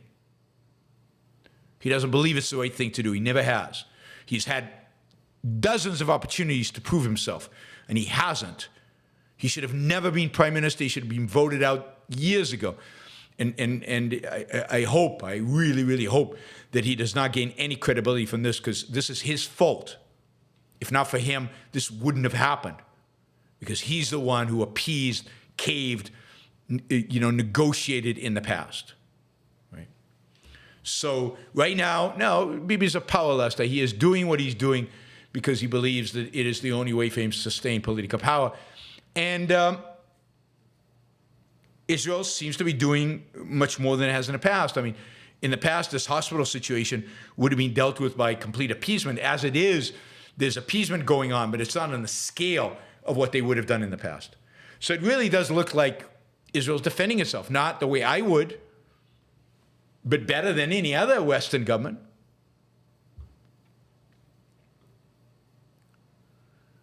Jeremy says, is it wrong to say the Judeo-Christian society in the West is the only society that allowed the ideas of the Enlightenment to foster? No, it's yeah, I mean, there's a sense in which that's true. They allowed the introduction of Aristotle in, but that's not because of it's not a Judeo-Christian society or tradition. It's because Aquinas brought them in, and he was the genius of the time, and they tolerated it. And then they embraced elements of it, not knowing where it would lead. And then when the Renaissance happened, they kind of tried to embrace it and use it for the sake of Christianity. But at every point along the road, they have tried to subvert the advancement. At every point along the road, they have tried to stop it from happening. I mean, the ideas of the Enlightenment fostered, there's no other place where those ideas were even suggested or tried. I mean, a little bit in Islam in the 9th, 10th, 11th centuries, but it was just a beginning, and it was not allowed to completely flourish because the fundamentalists clamped down on it. I mean, the good thing is that Christianity saw so many internal conflicts and so much disagreement and so much internal fighting that there was never one fundamentalist branch that could clamp down of it. They tried the Counter-Reformation, the Inquisition. I mean, remember the Inquisition? This is the Judeo-Christian tradition. The Inquisition is part of that tradition. You'd think that any right-suspecting person who wants to rally everybody around positive values of liberty and freedom and free speech would run away from any ideology that embraced an Inquisition. Not just the Spanish Inquisition, the Inquisition. And you think Calvin was tolerant of dissenters? Or Luther was tolerant of dissenters? Have you read how the Protestants slaughtered and killed each other? So maybe it's the fragmentation of Christianity that allowed the Enlightenment and the Renaissance and the Enlightenment to bubble through the cracks. But that's because it was fragmented, not that as a society it allowed. And also this whole Judeo-Christian thing is also a scam. There is no Judeo-Christian anything. There's never been a Judeo-Christian society. Christians hated Jews, oppressed Jews, murdered Jews, pogrom Jews. There was no Judeo-Christian society until the 20th century. And even then, look what happened to the Judeo-Christian society in Germany. There was a Christian society, a Christian. Don't either give Jews credit or taint them with the association, because it wasn't there.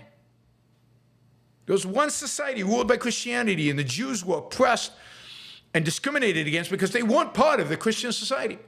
And there's no such thing as Judeo-Christian values. Judaism has a very different set of values than Christianity. I think healthier, actually. If you're going to adopt a religion, it's a much healthier religion than Christianity. But you tell Yoram Chazoni that he he is part of a Judeo-Christian. He's not. He's Jewish. And he thinks the Christians are nuts and wrong. He'll take them over a lot of the alternatives instead of secularists, so instead of Muslims, but he knows what will happen when the Christians win. There'll be no room for Jews. We do not live in a Judeo-Christian world. We live in a Christian world. And they don't know their Old Testament. They have no clue what the Old Testament even says. They don't study it.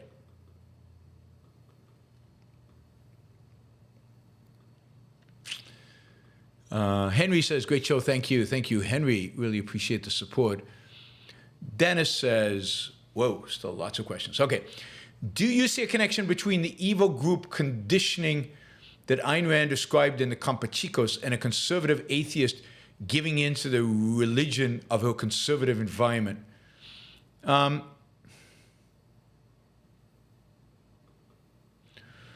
don't think it's that intense.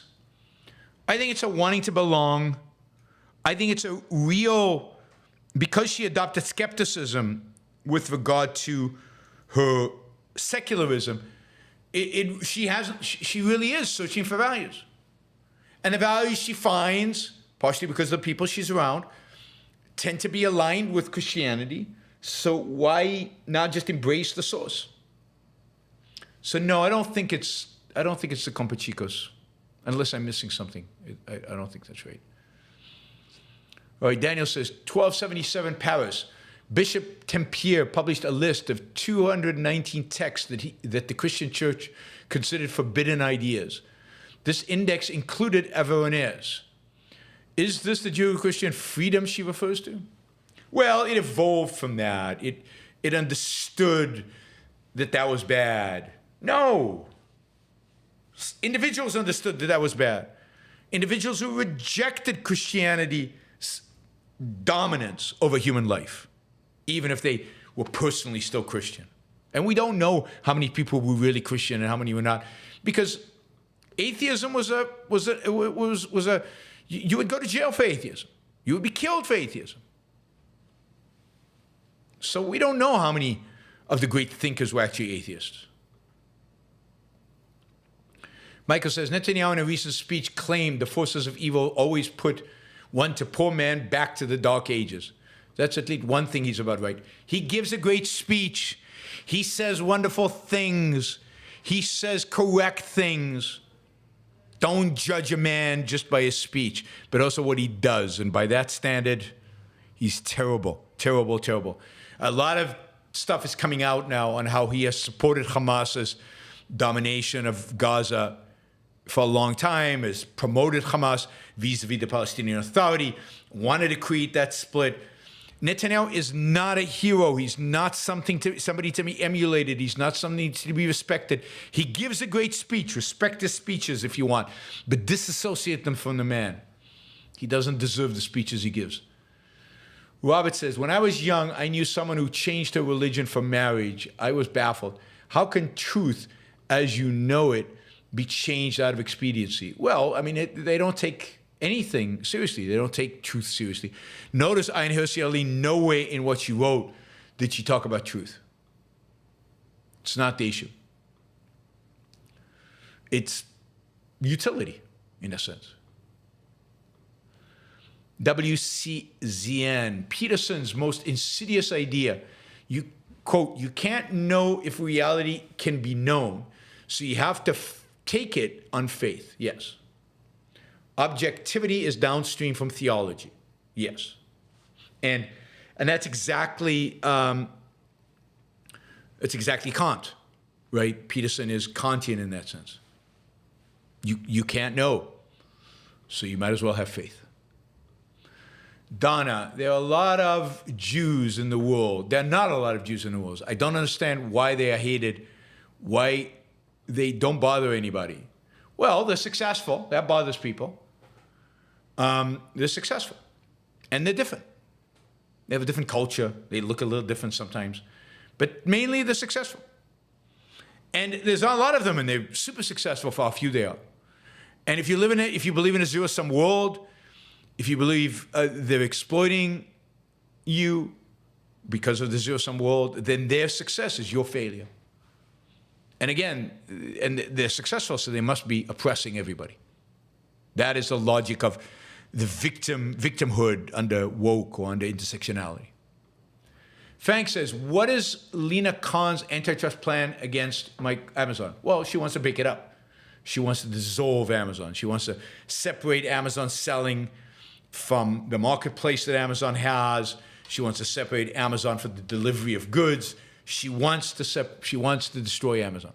She always has wanted to destroy Amazon since she was an undergraduate. D. Daniels, his first super chat on a live stream. Thank you, Daniels, $20. Really, really appreciate that. Thank you. Willa Gray, one example of Western civilization advancing in spite of Christian values is how much of the wealth and prosperity we enjoy now that was from the eroding of the church's principles on usury. Absolutely, that's a good example. And that wasn't from within the church. It wasn't the logic of Christianity that was fighting against that logic, that was rejecting the logic of Christianity for an economic, philosophical perspective on the world. Can you get Doug McGuff on the show? Possibly. Hugh says, as an ex-Christian raised in it, religion is a powerful pull emotionally and due to early ingrained habits of thought. I agree with that. But you are right that the people around you are greater influence. Thank you, Hugh. I agree with you. Ryan says, when does this irrationality lead to collapsing buildings and airplanes falling out of the sky? My math professor recently told us that we were his worst class in 25 years of teaching. I don't know. I really don't know. It, to some extent, surprises me we're still holding together so well, right? But at some point it does. And remember, people are super compartmentalized. They can do math on one side, and they can support Hamas on the other side of the brain. So hard to tell when it all collapses. Hopefully not soon. All right, 3 last questions. We're almost done. And hey, I answered the questions quickly, so we're only at 2 hours and 2 minutes. All right, Apollo Zeus says, Larry Bird or Michael Jordan? Well, it hurts me to say, but I do believe Michael Jordan was the better player, although I enjoy watching Larry Bird more. Larry was just, he had so many different things he was good at. And he was more obviously smart, right? Jordan was a genius in basketball. But Larry Bird, because he's not that athletic, his smarts come across. So, and I like that. I like people who use their mind. I like people who that is a reflection of. But yeah, 2 of the top 5 players of all time, probably, and Michael Jordan's probably the better player. Eyal, what do you think is the future of Israeli political landscape? I don't know. It's very hard to evaluate. I mean, I think hope that this is it for Netanyahu. The Likud will have to find a new leader. The Likud itself might be decimated. So there might be another center-right party that comes to replace it. Maybe of a lot of the people who for many years argued against Netanyahu and argued that he was a disaster and argued that he was causing a lot of damage to Israel. Maybe that includes Bennett but you've also got, what's his name? This is truly stunning. I don't know if you've read this, but there was a memo that, what's his name? Leibowitz, who runs his own political party and has refused to form a government with Netanyahu over the last few election cycles. He was defense secretary, 2016 maybe, 17, and he wrote this memo after Netanyahu had failed to do what was necessary with Hamas in Gaza when there were rockets launched and everything. And he wrote a memo basically saying, if this continues, this is what's going to happen, describing October 7th almost to the T. And he did it based on intelligence sources at the time and what Hamas was thinking and what they were going to work on, and how they could overcome Israel's advantages and why Israel's weakness would lead to all this. He really did prophesize this. And he's a political leader, so I don't think he is going to be a prime minister, because Lieberman, thank you, Lieberman. But he was defense minister. But he might be somebody in a future coalition that has a lot of say. I think the religious crazy right might lose some of its power, and I think a kind of a centrist right, center left coalition will form. But we'll see, right? We'll see. It's so hard to tell in Israel. And it could be some new guy coming out of nowhere. And it also depends what happens over the next few weeks in Gaza, next few years in Gaza. But, I mean, Bennett is impressed. I'm sure he'll disappoint, but so far he's impressed. Hector says, holy crap, Ayaan really announced that Christianity. Hitchens is rolling in his grave. Yeah, but Hitchens, it's his fault. It's Hitchens' fault. Hitchens and Dawkins and Habas, what did they offer in terms of positive values? What did they offer in terms of an alternative morality, an alternative meaning and purpose for life to Christianity? Nothing. A secularized Christian moral code. And we get the consequences of that. All right, guys, thank you for all the support. Troy, thank you for stepping in. Really appreciate it. Thank you for everybody else. Got a lot of good questions in the super chat. A very profitable super chat today. I really appreciate that. I will be back tomorrow morning or early afternoon with a news show. And yeah, don't forget to like the show before you leave. Ooh, we can make it above 200 with 196. Some of you have not liked the show yet. Please press on that like and get us over 200. If you want to support the show on a monthly basis, that would be fantastic. I've noticed a few of you adding yourself to Patreon or to PayPal, so do it on Patreon. Just search Yaron Brook Show on Patreon, on Subscribestar, or on yaronbrookshow.com/support. That would be PayPal. It would be amazing if we could use the popularity of the show right now to also increase the monthly regular support that the show receives from you guys. Again, viewed as a value for value, a subscription to Netflix, a subscription to a service. I do 8 shows a week. That is a lot. Even if you don't listen to all of them, you're listening to some of them. They present some kind of value to you. Show that value for value through one of those platforms and make a contribution. All right, guys, I will see you all tomorrow. Have a great beginning of a week. Bye, everybody.